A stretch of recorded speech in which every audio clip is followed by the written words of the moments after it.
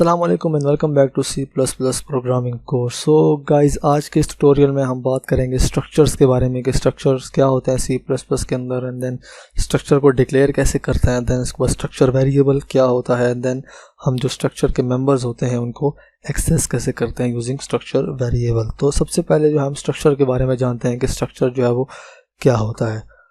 जो स्ट्रक्चर होता है वो कुछ कलेक्शन होती है मल्टीपल डेटा टाइप्स की, जिसको हम एक सिंगल नाम देते हैं। जो जैसे हम जानते हैं कि सी प्लस प्लस और बाकी प्रोग्रामिंग लैंग्वेजेस के अंदर जो है वो पहले से प्री डिफाइंड जो है वो डेटा टाइप्स होती हैं, जैसे इंटीजर, कैरेक्टर्स, फ्लोट वगैरह।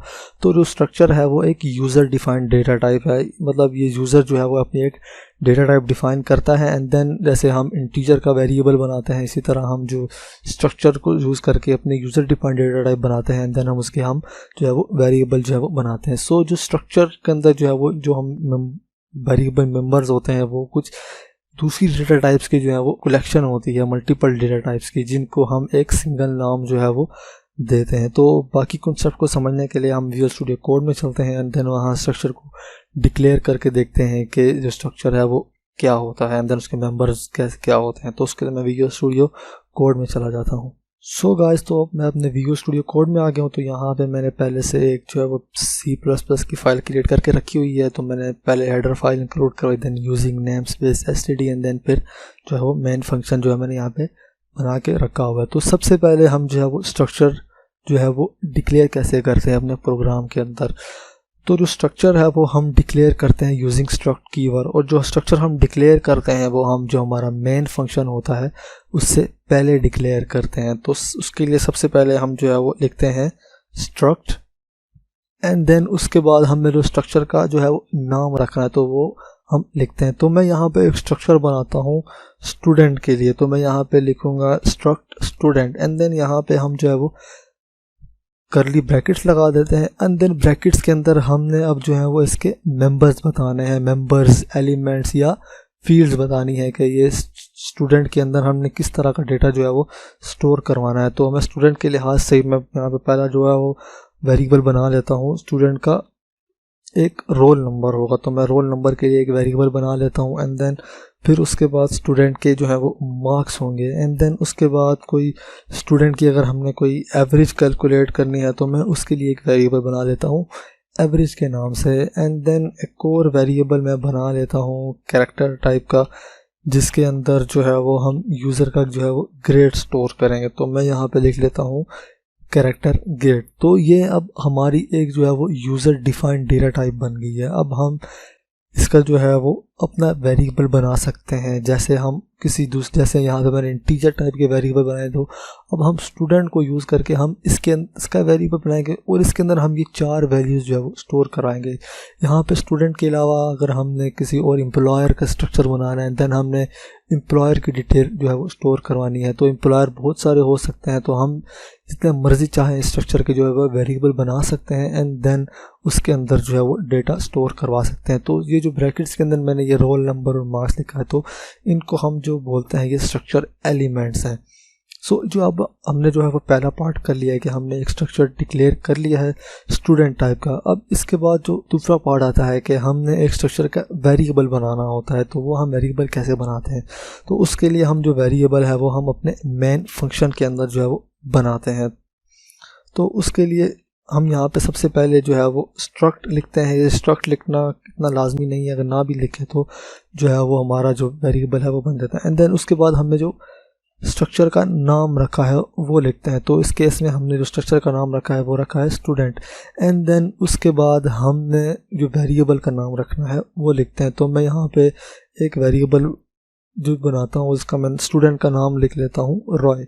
हमने एक वेरिएबल बना लिया है रॉय के नाम से स्टूडेंट टाइप का, मतलब ये हमारी एक यूज़र डिफाइंड डेटा टाइप का वेरिएबल जो है वो बन गया है। अब इसके अंदर जो रॉय वाला वेरिएबल है इसके अंदर जो है हम ये 4 वैल्यूज़ जो है वो स्टोर जो है वो करवा सकते हैं। तो अब हम ये वैल्यूज़ जो है वो कैसे स्टोर करवाते हैं। तो सबसे पहले हम देखते हैं कि हम जो ये वेरिएबल हैं उनको एक्सेस कैसे करते हैं। तो अगर हमने इनको एक्सेस करना है तो सबसे पहले हमने जो स्ट्रक्चर का वेरिएबल बनाया है हम उसका नाम लिखते हैं, जैसे हमने यहाँ पे बनाया है रॉय के नाम से, एंड देन उसके बाद हम जो है वो डॉट ऑपरेटर का जो है वो यूज़ करते हैं। फॉर एग्जांपल मैं रोल नंबर को कोई वैल्यू असाइन करना चाहता हूँ तो मैं यहाँ पे लिखूँगा सबसे पहले जो स्ट्रक्चर वेरिएबल है उसका नाम, and then dot operator, and then जो ऊपर एलिमेंट है जिसको मैंने वैल्यू असाइन करनी है उसका नाम। तो मैं यहाँ पे जो है वो रोल नंबर असाइन करना चाहता हूँ तो मैं यहाँ पे रोल नंबर असाइन कर देता हूँ 10।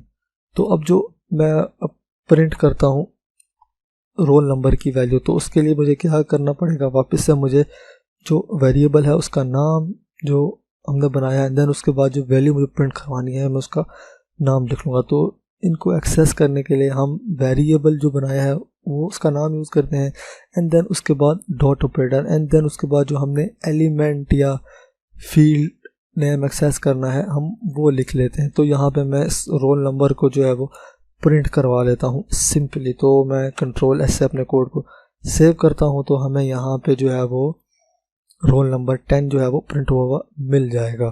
तो अगर वापस से मैं मार्क्स को एक्सेस करना चाहता हूँ तो इसका भी वही सेम तरीका है। उसके लिए मैं लिखूँगा Roy dot marks, and then उसके बाद यहाँ पे मैं मार्क्स लिख लेता हूँ 100, एंड देन मैं वापस से ये सी आउट वाली जो है स्टेटमेंट जो है वो कॉपी कर लेता हूँ, एंड देन यहाँ पे मैं इसको पेस्ट करके यहाँ पे रॉय के जो है वो मार्क्स जो है वो प्रिंट करवा देता हूँ।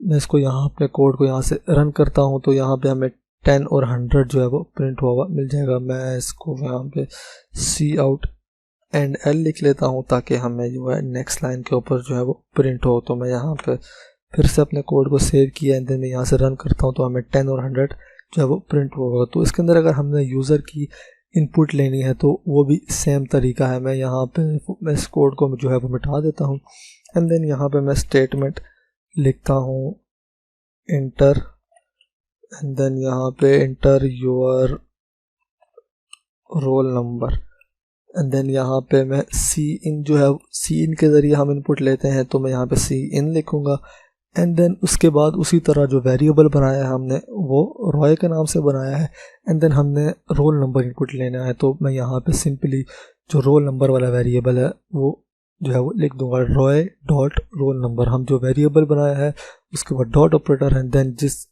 एलिमेंट की हमने इनपुट लेनी है तो उसका नाम लिख लेते हैं। अब मैं वापस से सी आउट कर देता हूँ।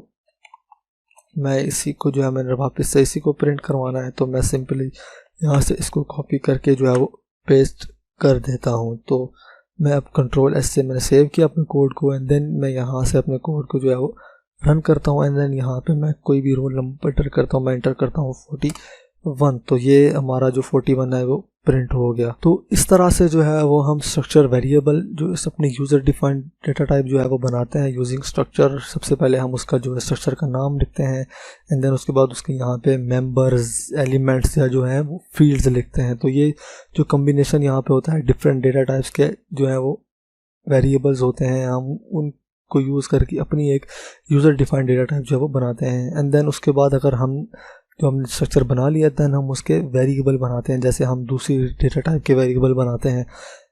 हम यहाँ पे जितने मर्जी चाहे स्ट्रक्चर के वेरिएबल जो है वो बना सकते हैं। मैंने रॉय बनाया, इसके बाद मैं S2 के नाम से मतलब स्टूडेंट 2 स्टूडेंट 3, एंड देन इस तरह से हम जो है डिफरेंट वेरिएबल जो है वो बना सकते हैं। अगर हमने इनको इन प्रॉपर्टीज़ को एक्सेस करना है इन स्टूडेंट्स के लिए तो उसी तरह हम सिंपल S2 लिखेंगे, and then dot operator, and then हमने जो भी यहाँ से एलिमेंट एक्सेस करना है, हमने रोल नंबर एक्सेस करना है तो डॉट के बाद हम रोल नंबर लिख के जो है वो एक्सेस कर सकते हैं। तो आई होप कि आपको ये स्ट्रक्चर का जो कंसेप्ट है ये समझ आ गया होगा। तो आज की वीडियो के लिए इतना ही, मिलते हैं नेक्स्ट वीडियो में। तब तक के लिए अपना ख्याल रखिए। अल्लाह हाफिज़।